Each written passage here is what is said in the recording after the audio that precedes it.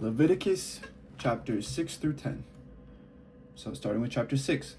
The Lord spoke to Moses, saying, When any of you sin and commit a trespass against the Lord by deceiving a neighbor in a matter of a deposit or a pledge, or by robbery, or if you have defrauded a neighbor, or have found something lost and lied about it, if you swear falsely regarding any of the various things that one may do and sin thereby, when you have sinned and realize your guilt and would restore what you took by robbery or by fraud, or the deposit that was committed to you, or the lost thing that you found, or anything else about which you have sworn falsely, you shall repay the principal amount and shall add 1/5 to it. You shall pay it to its owner when you realize your guilt. And you shall bring to the priest as your guilt offering to the Lord a ram without blemish of the flock, or its equivalent for a guilt offering. The priest shall make atonement on your behalf before the Lord, and you shall be forgiven for any of the things that one may do and incur guilt thereby. The Lord spoke to Moses, saying, Command Aaron and his sons, saying, This is the ritual of the burnt offering. The burnt offering itself shall remain on the hearth upon the altar all night until the morning, while the fire on the altar shall be kept burning. The priest shall put on his linen vestments after putting on his linen undergarments next to his body, and he shall take up the ashes of which the fire has reduced the burnt offering on the altar, and place them beside the altar. Then he shall take off his vestments and put on the other garments, and carry the ashes out to a clean place outside the camp. The fire on the altar shall be kept burning, it shall not go out. Every morning the priest shall add wood to it, lay out the burnt offering on it, and turn into smoke the fat pieces of the offerings of well-being. A perpetual fire shall be kept burning on the altar, it shall not go out. This is the ritual of the grain offering. The sons of Aaron shall offer it before the Lord in front of the altar. They shall take from it a handful of the choice flour and oil of the grain offering, with all the frankincense that is on the offering, and they shall turn its memorial portion into smoke on the fire, on the altar, as a pleasing odor to the Lord. Aaron and his sons shall eat what is left of it. It shall be eaten as unleavened cakes in a holy place. In the court of the tent of meeting they shall eat it. It shall not be baked with leaven. I have given it as their portion of my offerings by fire. It is most holy, like the sin offering and the guilt offering. Every male among the descendants of Aaron shall eat of it, as their perpetual due throughout all your generations, from the Lord's offerings by fire. Anything that touches them shall become holy. The Lord spoke to Moses, saying, This is the offering that Aaron and his sons shall offer to the Lord on the day when he is anointed, 1/10 of an ephah of choice flour as a regular offering, half of it in the morning and half in the evening. It shall be made with oil on a griddle. You shall bring it well soaked, as a grain offering of baked pieces, and you shall present it as a pleasing odor to the Lord. And so the priest anointed from among Aaron's descendants as a successor shall prepare it. It is the Lord's, a perpetual due, to be turned entirely into smoke. Every grain offering of a priest shall be wholly burned. It shall not be eaten. The Lord spoke to Moses, saying, Speak to Aaron and his sons, saying, This is the ritual of the sin offering. The sin offering shall be slaughtered before the Lord at the spot where the burnt offering is slaughtered. It is most holy. The priest who offers it as a sin offering shall eat of it. It shall be eaten in a holy place, in the court of the tent of meeting. Whatever touches its flesh shall become holy, and when any of its blood is spattered on a garment, you shall wash the bespattered part in a holy place. An earthen vessel in which it was boiled shall be broken. But if it is boiled in a bronze vessel, that shall be scoured and rinsed in water. Every male among the priests shall eat of it. It is most holy. But no sin offering shall be eaten from which any blood is brought into the tent of meeting, for atonement in the holy place. It shall be burned with fire. This is the ritual of the guilt offering. It is most holy. At the spot where the burnt offering is slaughtered, they shall slaughter the guilt offering, and its blood shall be dashed against all the sides of the altar. All its fat shall be offered, the broad tail, the fat that covers the entrails, the 2 kidneys with the fat that is on them at the loins, and the appendage of the liver, which shall be removed with the kidneys. The priest shall turn them into smoke on the altar as an offering by fire to the Lord. It is a guilt offering. Every male among the priests shall eat of it. It shall be eaten in a holy place. It is most holy.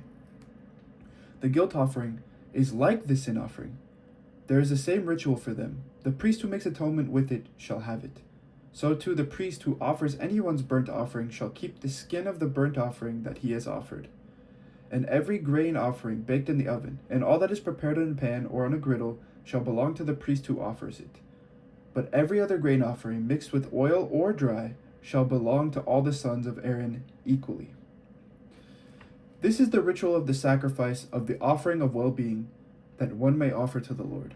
If you offer it for thanksgiving, you shall offer with it the thanks offering unleavened cakes, with the thank offering unleavened cakes mixed with oil, unleavened wafers spread with oil, and cakes of choice flour well soaked in oil. With your thanksgiving sacrifice of well-being, you shall bring your offering with cakes of leavened bread. From this you shall offer 1 cake from each offering, as a gift to the Lord. It shall belong to the priest who dashes the blood of the offering of well-being, and the flesh of your thanksgiving sacrifice of well-being shall be eaten on the day it is offered. You shall not leave any of it until morning. But if the sacrifice you offer is a votive offering or a free will offering, it shall be eaten on the day that you offer your sacrifice, and what is left of it shall be eaten the next day. But what is left of the flesh of the sacrifice shall be burned on the 3rd day. If any of the flesh of your sacrifice of well-being is eaten on the 3rd day, it shall not be acceptable, nor shall it be credited to the one who offers it.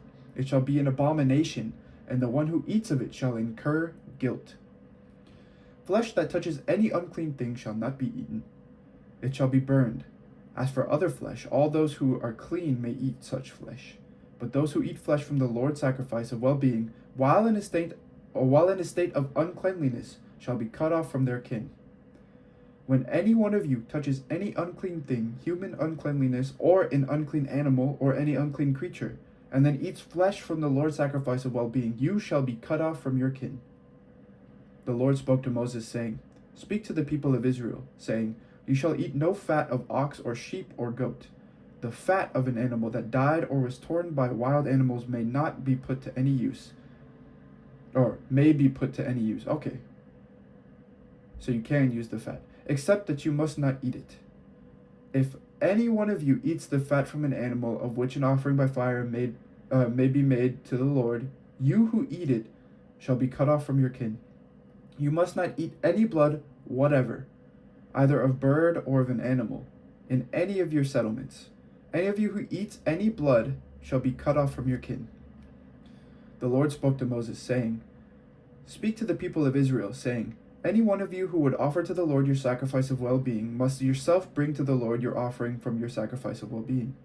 Your own hands shall bring the Lord's offering by fire, and you shall bring the fat with the breast, so that the breast may be raised as an elevation offering before the Lord. The priest shall turn the fat into smoke on the altar, but the breast shall belong to Aaron and his sons. And the right thigh from your sacrifices of well-being you shall give to the priest as an offering. The one among the sons of Aaron who offers the blood and fat of the offering of well-being shall have the right thigh for a portion. For I have taken the breast of the elevation offering, and the thigh that is offered, from the people of Israel, from the sacrifices of well-being, and have given them to Aaron the priest and to his sons as a perpetual due from the people of Israel. This is the portion allotted to Aaron and to his sons from the offerings made by fire to the Lord. Once they have been brought forward to serve the Lord as priests, these the Lord commanded to be given to them, when he anointed them as a perpetual due from the people of Israel throughout their generations.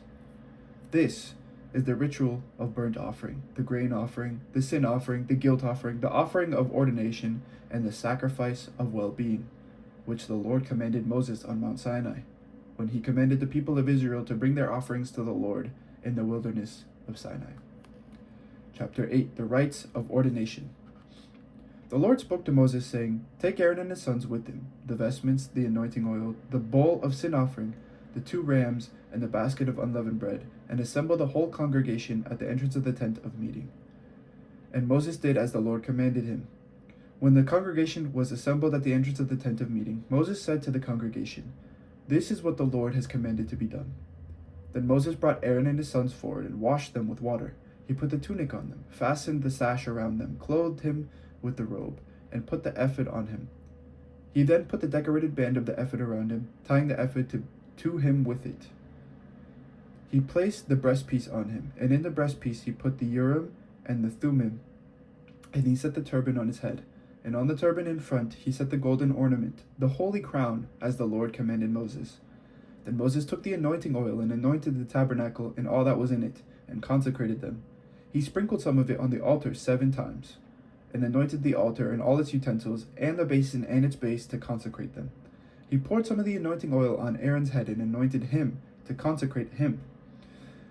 And Moses brought forward Aaron's sons and clothed them with tunics, and fastened sashes around them, and tied headdresses on them, as the Lord commanded Moses. He led forward the bull of sin offering, and Aaron and his sons laid their hands upon the head of the bull of sin offering, and it was slaughtered.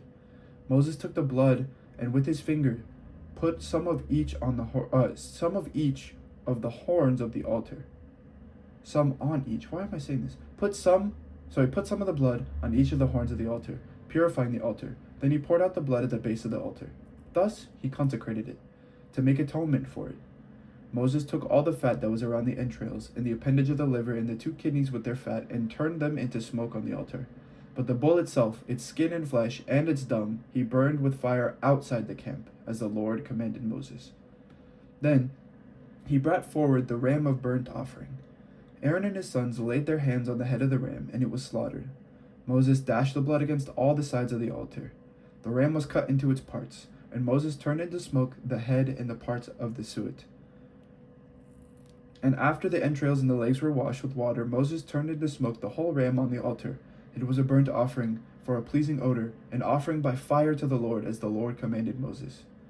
Then he brought forward the second ram, the ram of ordination. Aaron and his sons laid their hands on the head of the ram, and it was slaughtered. Moses took some of its blood and put it on the lobe of Aaron's right ear, and on the thumb of his right hand, and on the big toe of his right foot. After Aaron's sons were brought forward, Moses put some of the blood on the lobes of their right ears, and on their thumbs of their right hands, and on the big toes of their right feet. And Moses dashed the rest of the blood against all the sides of the altar. He took the fat, the broad tail, all the fat that was around the entrails, the appendage of the liver, and the 2 kidneys with their fat, and the right thigh. From the basket of unleavened bread that was before the Lord, he took 1 cake of unleavened bread, 1 cake of bread with oil, and 1 wafer, and placed them on the fat and on the right thigh.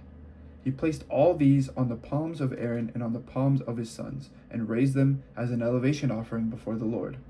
Then Moses took them from their hands and turned them into smoke on the altar with the burnt offering. This was an ordination offering for a pleasing odor, an offering by fire to the Lord. Moses took the breast and raised it as an elevation offering before the Lord. It was Moses' portion of the ram of ordination, as the Lord commanded Moses.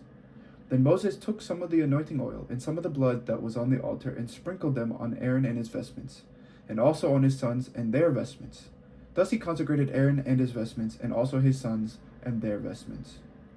And Moses said to Aaron and his sons, "Boil the flesh at the entrance of the tent of meeting, and eat it there with the bread that is in the basket of ordination offerings.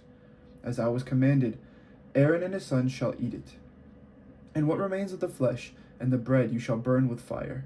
You shall not go outside the entrance of the tent of meeting for 7 days, until the day when your period of ordination is completed. For it will take 7 days to ordain you. As has been done today, the Lord has commanded to be done to make atonement for you. You shall remain at the entrance of the tent of meeting day and night for 7 days, keeping the Lord's charge, so that you do not die. For so I am commanded." Aaron and his sons did all the things that the Lord commanded through Moses. Chapter 9. Aaron's priesthood inaugurated.